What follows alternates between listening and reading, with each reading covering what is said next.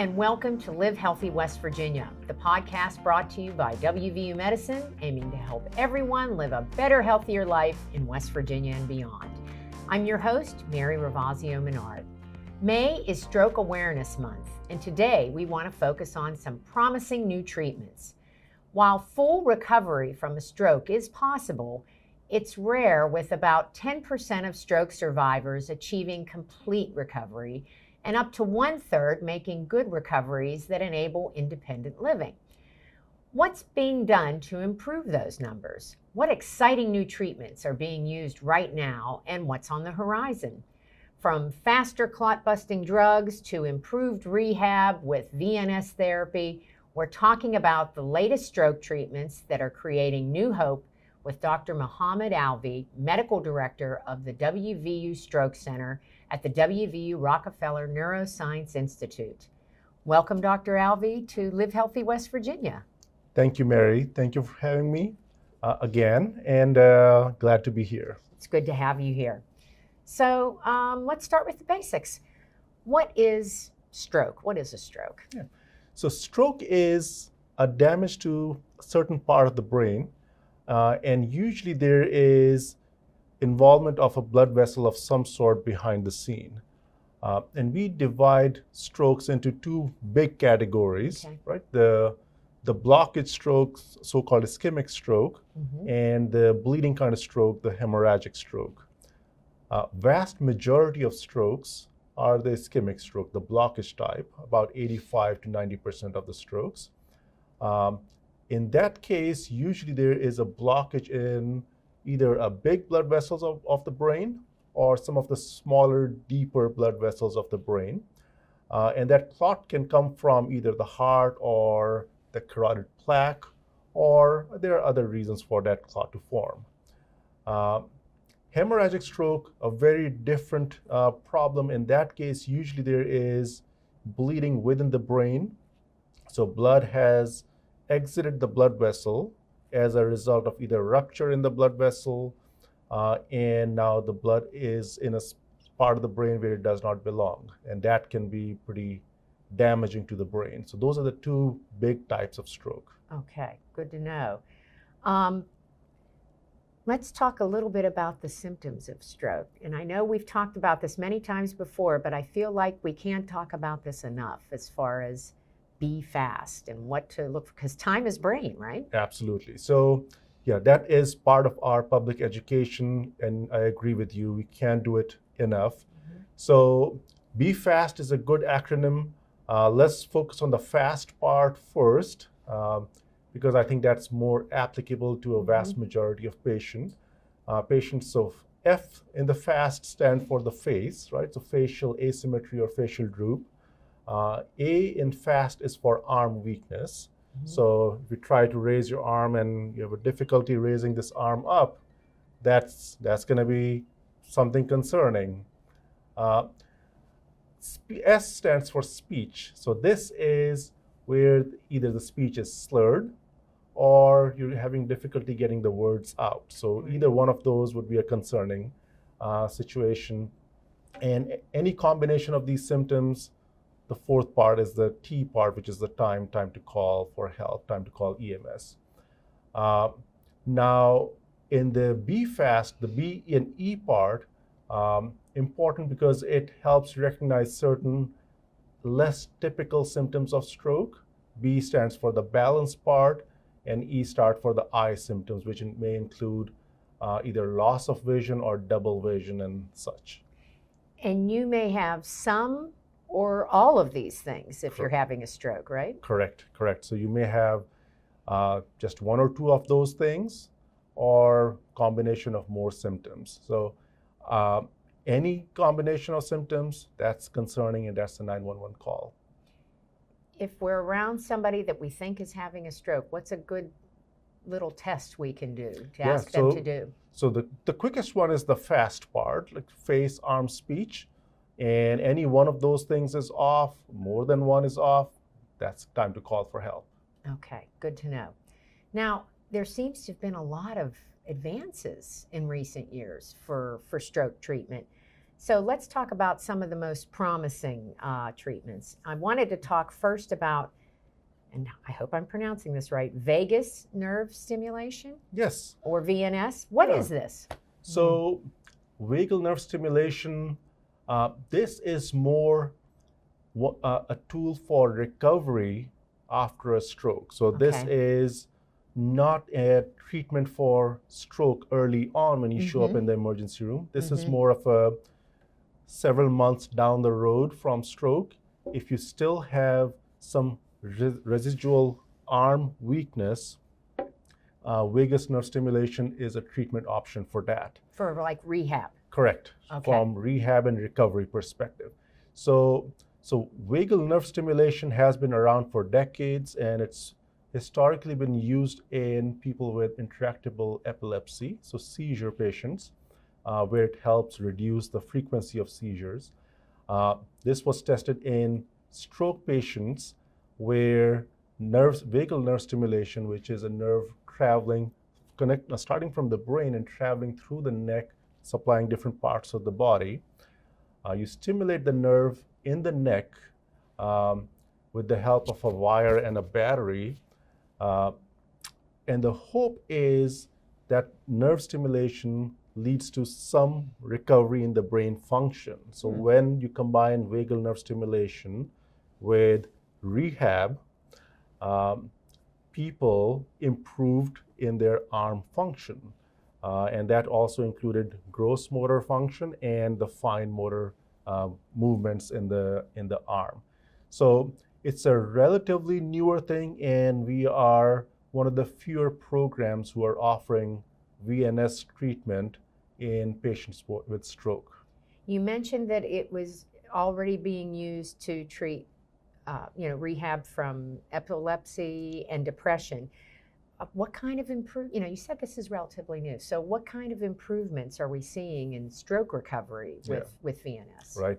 So in the rightly selected patients, what we have seen is improvement in arm function. So people who had limited range of motion, their range of motion has improved, or now they're able to use their hand to type or hold things in the fingers. So that kind of improvement. So again, it needs to be a combination of therapy paired with the vagal nerve stimulation. The combination effect is pretty impressive. Wow. Who is a good candidate for VNS? Yeah, so we are primarily looking for patients who have arm weakness symptoms. So those are the right people for vagus nerve stimulation. It has less of an effect on patients with speech impairment or other things. So primarily the trial and the FDA approval is geared towards patient with arm symptoms. Yeah. Okay. And well, then who's not a good candidate? Yeah, it's basically the others that we just talked about. So if the primary problem after the stroke is speech impairment, then VNS may not be the best option. Or if it's primarily a walking issue, then VNS may not be the best option. So it's mainly geared towards arm function.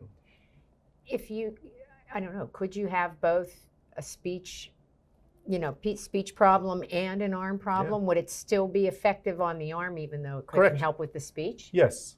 In that scenario, I would say we evaluate, and arm function definitely can improve.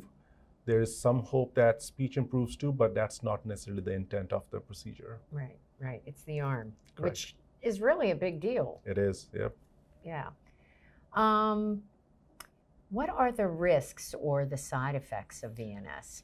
So most of the risks are procedure related. So it's overall in the spectrum of surgeries, it's not the most complex surgery. It's a day procedure. Our surgeons are very, very familiar with this procedure. Dr. Adelson that we work with, who places this a VNS device. He has done more than 1,000 of these cases. Wow.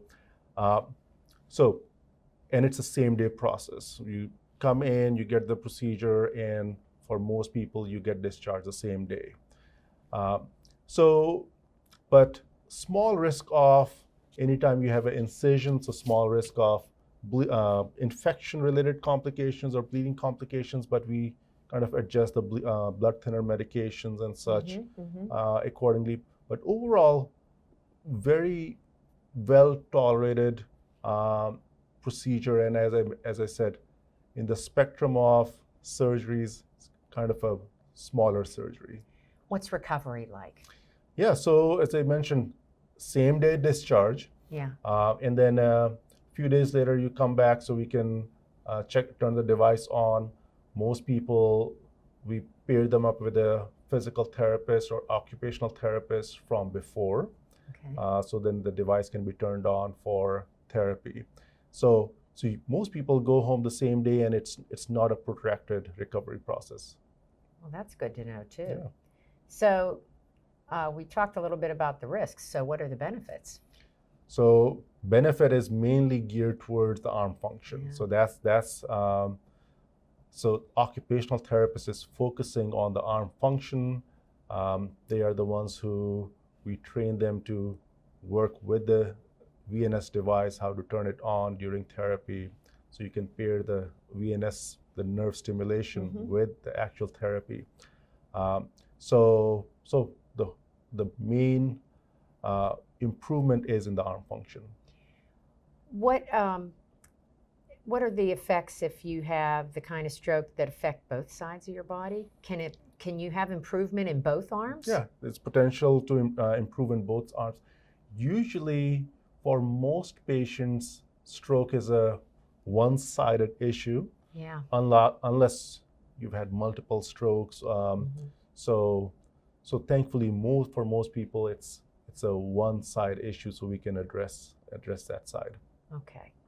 So this was a rehab treatment after the stroke, but we can talk about some other new treatments, like the faster clot-busting drug. And again, boy, I hope I'm pronouncing this right. I should have asked you before we started this. I'm going to say tenecteplase. That is correct. All right. All right. Yes. So tenecteplase has been around now for several years, and initially used for patients with heart attack, and now in the recent times transitioning to use in stroke also. And this is, again, we are talking about the blockage stroke, which is the vast majority of strokes. It is closely related to alteplase, also called TPA, which has been around since the mid-90s. So it's closely related to TPA, the older drug, but in our experience and in clinical trials, TNK has had higher rates of improvement in patients with blockage or ischemic stroke. And there are other logistical advantages of this, because it's not an hour-long infusion, which TPA was an hour-long infusion. This is a one-time injection push, so it's much faster. So if we treat a patient, let's say at Fairmont, it's easy to treat and then transfer, as compared to waiting or continuing the treatment in the ambulance. So logistically, it has improved things. So it sounds like it's a faster, more efficient version of TPA. Am I oversimplifying that? I think that's a fair assessment. So it's the infusion or the administration part is faster and simpler. And so you can, if the people are at outside facilities, it's easier to move them. And in most people's experience, it is more effective. Okay. Now, and it's already FDA approved. Correct. So how big a deal is this in treating strokes? Yeah. So it got the FDA approval, which is definitely a big deal. We had been using it off-label previously now we can use it more easily, and it's easier to convince the community and outside physicians that this is a good FDA-approved treatment option for stroke. So I think it is a big deal, and it helps our patients. Do you think there's a better chance of limiting after effects of a stroke? You know, because it sounds like you're able to get to the stroke sooner. That Right. whole time is brain thing, right? Right. So yes, the hope is with better rates of recanalization with the TNK, meaning TNK is more likely to resolve the clot completely as compared to our previous medicine, TPA, TNK meaning tenecteplase. More people are likely to recover completely or more than their baseline with the newer medicine, tenecteplase. So there's, yes, hope for our patients that this is a better option. And this would be for the ischemic Correct. type of strokes. Correct. Okay. Well, I think that's a big deal. I think that's exciting.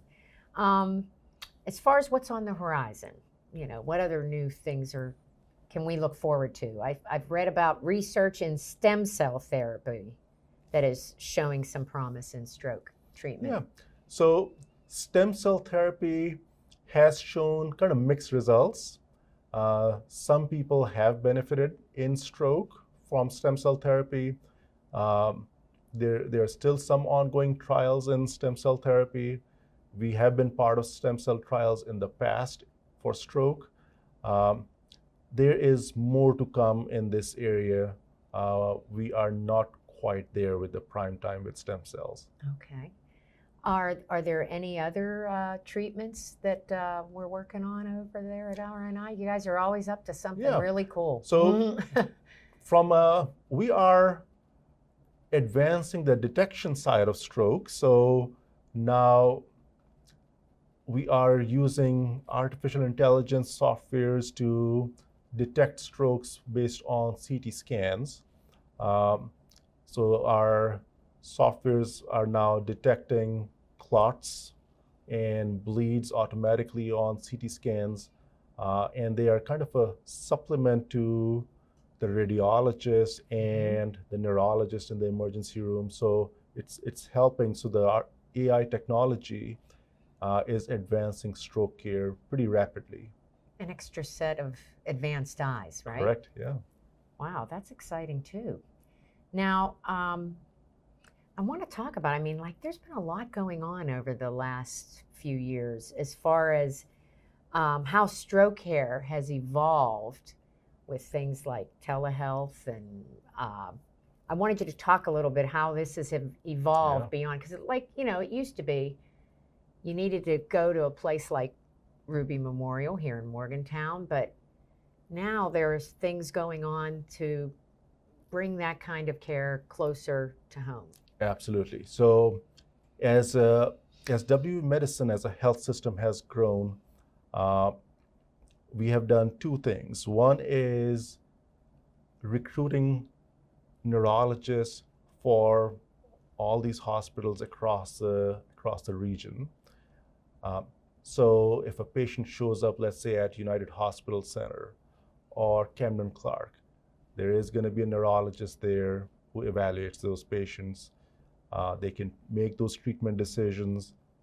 Most patients can stay there for their care and assessment, so people can get care close to home. And that wasn't the case a few years ago. So it's been an incredible improvement. For the smaller hospitals, I would say like Braxton or Somersville, where we may not have a neurologist, those we cover via telemedicine. So a group of neurologists in Morgantown take call, and if there's a suspected stroke showing up there, we connect via telemedicine, evaluate the patient via video, go over their imaging, and help the ER doc there with decision making. So as a result, the landscape of stroke care has changed rapidly, where historically we would be treating more patients at Ruby and people would get more TPA at that time at Ruby. Now more patients get treated elsewhere. More TPAs or TNKs are administered outside of Ruby. So that leads to faster treatment close to home. So it's a paradigm shift for stroke care. All back to time is brain, right? That's correct. We're just making it shorter and shorter. That's definitely good to hear. Can you talk a little bit about the depth of experience of the stroke team at WVU Medicine? Because I know you guys have you've been on the cutting edge for a long time. Yeah, we have an incredible team, and it's a large multidisciplinary team made up of neurologists, emergency medicine folks, neurosurgeons, neuroradiologists. We work very closely with vascular surgeons and cardiologists. EMS folks are a big part of our team. They are the ones who pick these patients up from the field and start some of the initial treatments, blood pressure control, initial stabilization.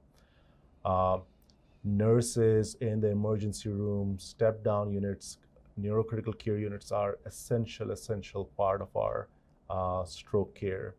The pharmacists and therapy folks, physical, occupational, speech therapy folks, evaluate all of our patients. Care management helps coordinate the care. So it's an incredible team effort in taking care of these patients. And that's how we ensure patients get the right care and quality care. I feel like we also can't emphasize this enough, is the fact that you don't have to leave the state of West Virginia to get excellent stroke care. Absolutely. And I gotta give credit to WVU Medicine, where they have invested a lot of resources from stroke program coordinators who are ensuring the quality of care, who are making the follow-up phone calls, making sure patients are set up for their follow-ups once they leave the hospital, all their needs are addressed. So that's a lot of people out there trying to make sure people get the right care. Okay. So before we go, what's the most important thing you want our listeners or viewers to know about stroke care? Most importantly, I would still highlight that lots and lots of strokes are still preventable. If we take care of our health, primarily take care of our blood pressure, that's probably the number one risk factor for strokes. We take care of our blood pressure, large number of strokes can be prevented.